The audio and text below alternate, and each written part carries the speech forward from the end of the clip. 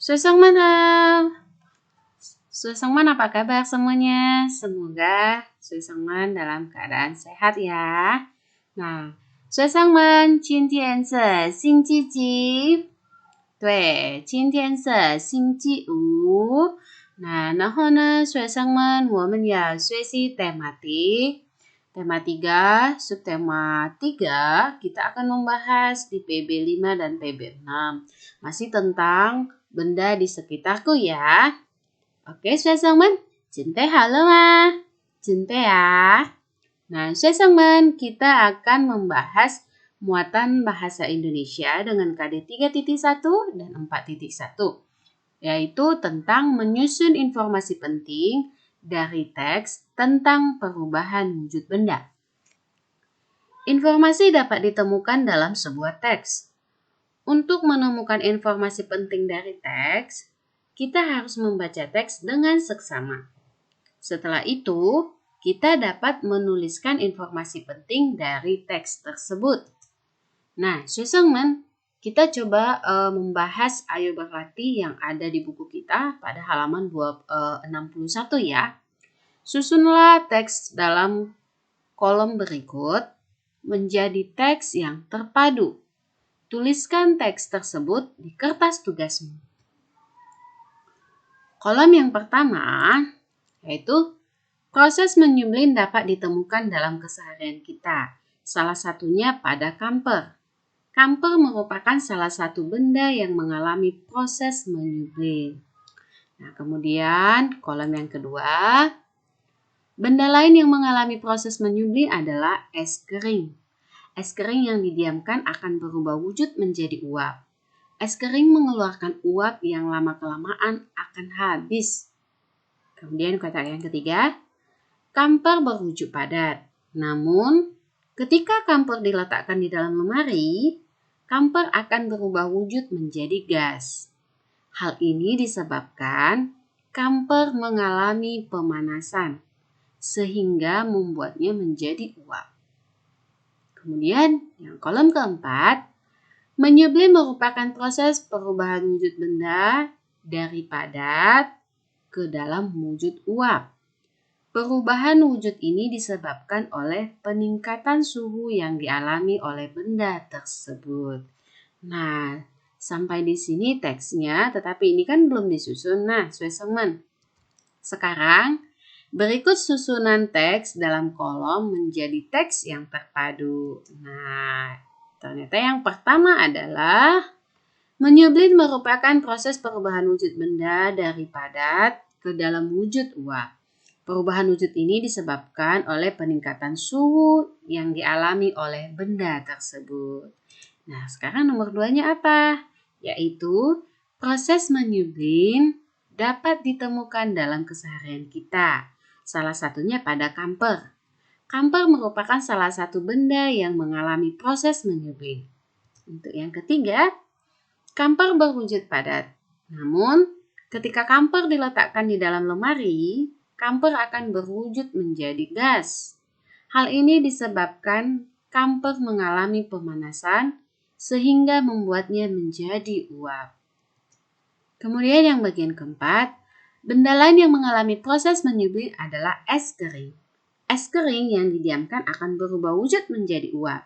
Es kering mengeluarkan uap yang lama-kelamaan akan habis. Nah, jadi 学生们 dari teks yang sebelumnya setelah disusun berikut adalah menjadi teks yang terpadu ya. Oke 学生们, sekarang kita lanjut, kita akan membahas masih di muatan bahasa Indonesia, tapi kita sudah di PB 6. Tentang langkah-langkah menyusun pendapat dari teks tentang perubahan wujud benda. Kita dapat menanggapi sebuah teks dengan menuliskan pendapat kita mengenai teks tersebut.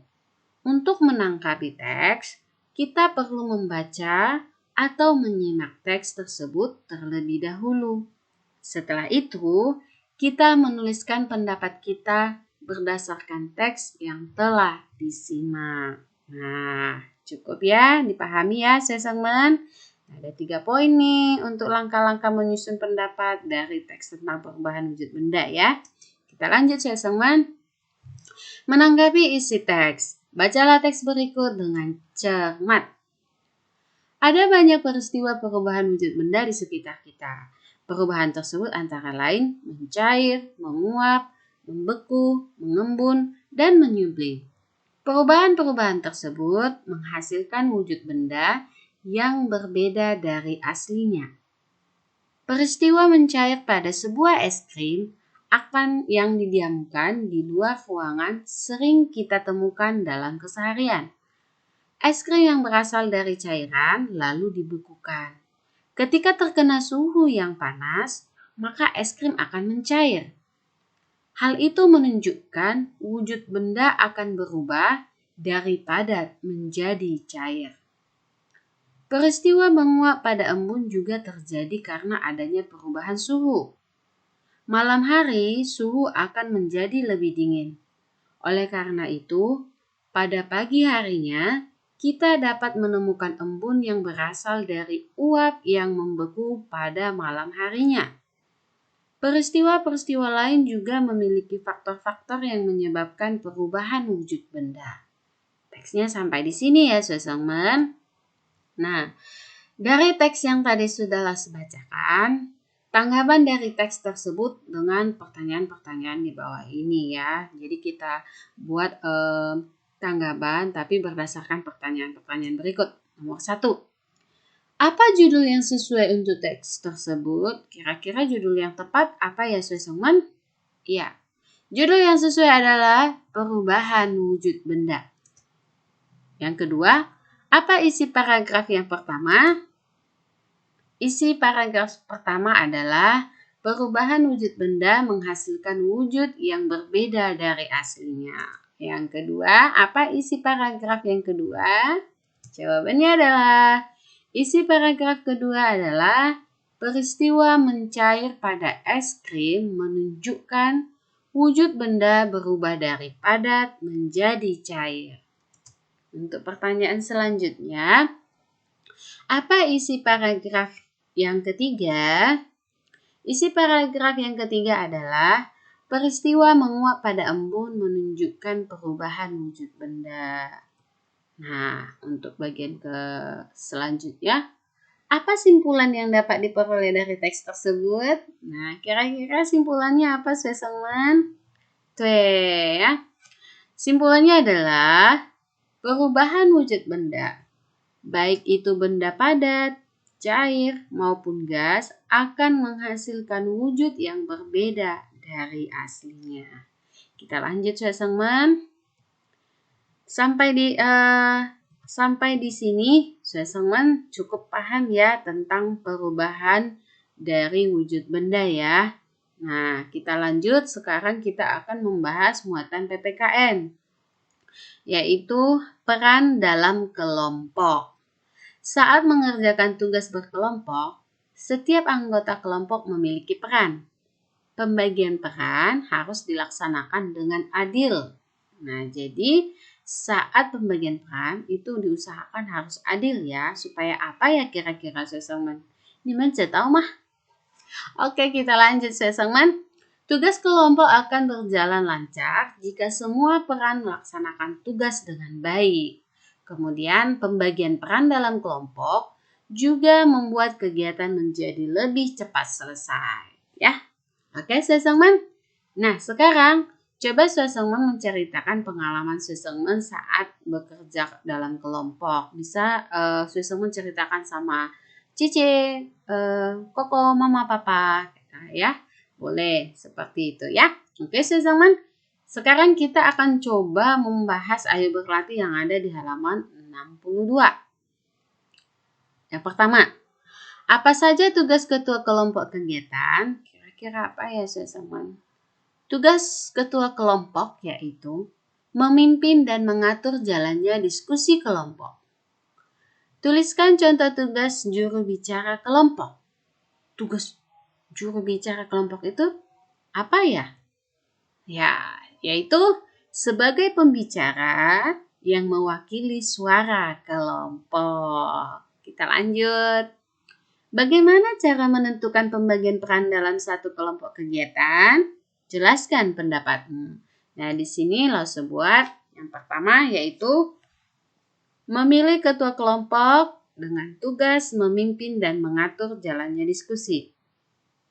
Kemudian, memilih juru tulis yaitu dengan tugas mencatat hasil diskusi. Nah, kita lanjut. Menentukan juru bicara dengan tugas sebagai pembicara mewakili suara kelompok. Berikutnya, memilih yang bertugas untuk berperan mempresentasikan hasil karya pada saat pameran. Ya, nah, kita lanjut teman-teman.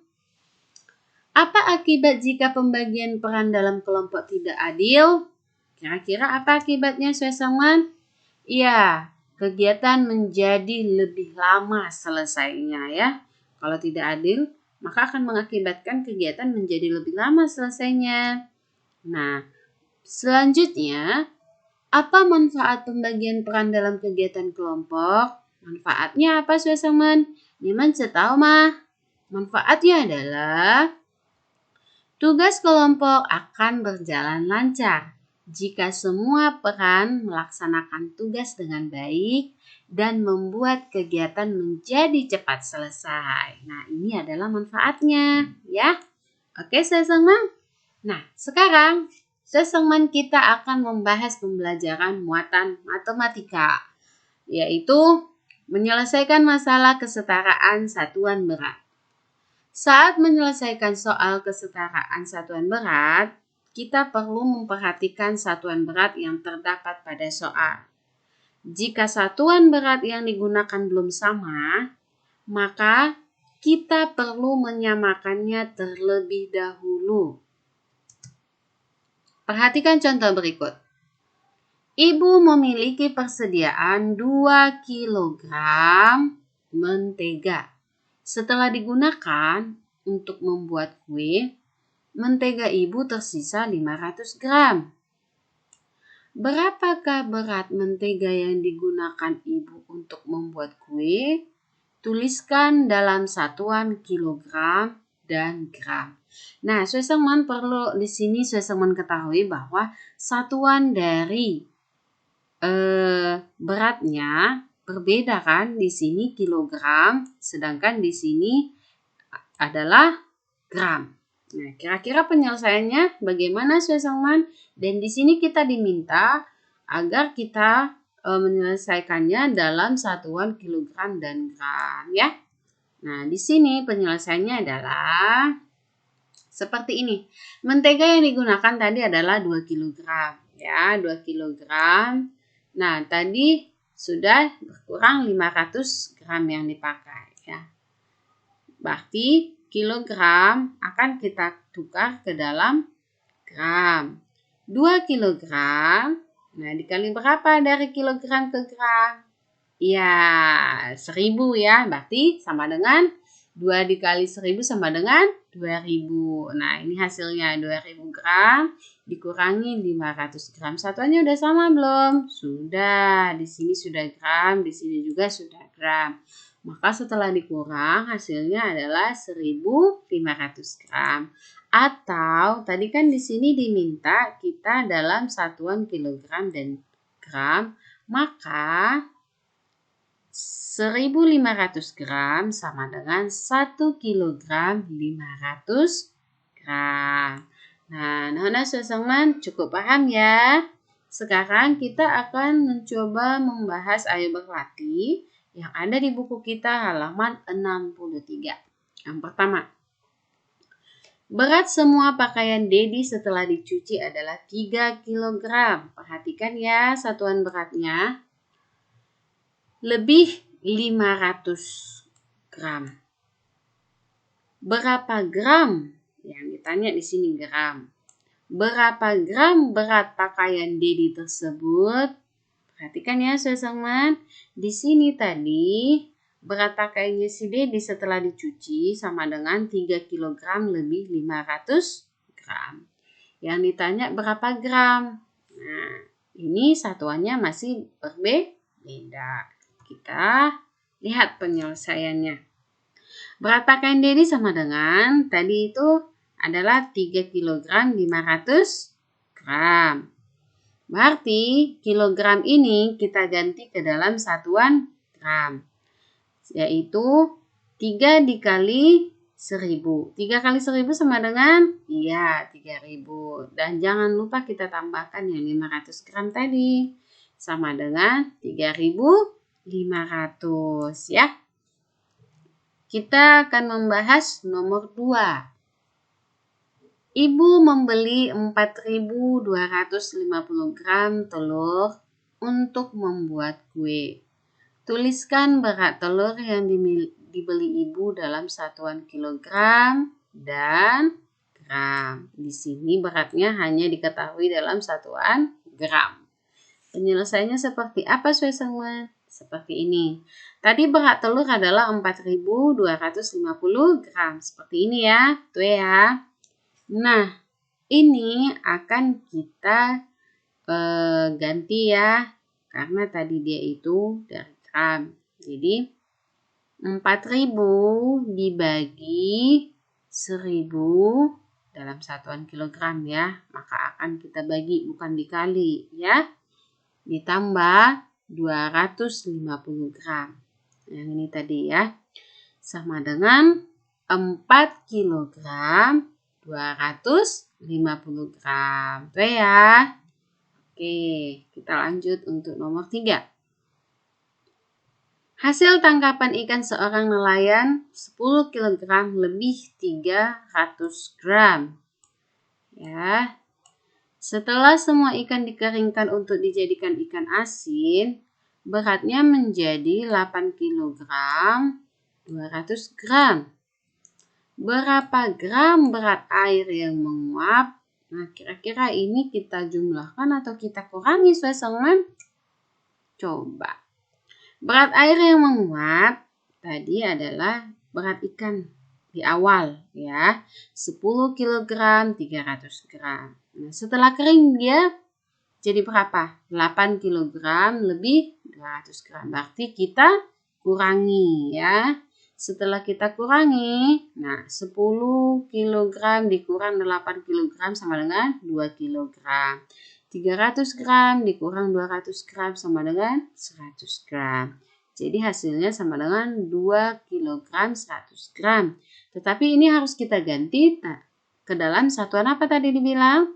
Iya, ke dalam satuan gram. Nah, akan kita ganti. Berarti dari kilogram, 2 kilogram ini akan kita ganti ke satuan gram. Sama dengan 2 dikali 1000. Ya, sama dengan 2000 gram ya. 2000 ditambah 100 sama dengan 2100 gram ya. Oke, Swesengan? Ya. Sekarang kita akan membahas satuan waktu dalam kehidupan sehari-hari ya. Alat pengukur waktu adalah jam atau stopwatch. Satuan waktu adalah second atau detik, menit atau jam. Nah, Swesengan, coba perhatikan gambar berikut. Jam analog dan jam digital. Ini jam analog namanya ya. Kalau yang ini namanya jam digital. Jam analog dan jam digital banyak kita gunakan dalam kehidupan sehari-hari. Jam digital dapat menunjukkan waktu hingga ke satuan detik. Oleh karena itu, jenis jam ini merupakan waktu lebih akurat dibandingkan jam analog. Nah, ini lebih akurat dibandingkan jam analog. Karena apa?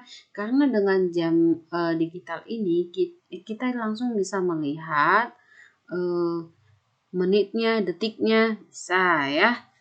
Coba kita lanjut. Nah, Swesengan, ini gambar apa? Ini adalah jam pasir.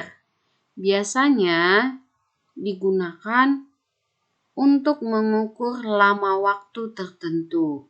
Misalnya jam atau menit. Kalau yang ini apa, Swesengan? Ini adalah stopwatch. Biasanya ini digunakan untuk mengukur lama waktu suatu kegiatan berlangsung. Contohnya kita mengukur lama waktu saat berlari ya, dari garis start sampai garis finish. Kira-kira berapa jam, berapa menit, berapa detik.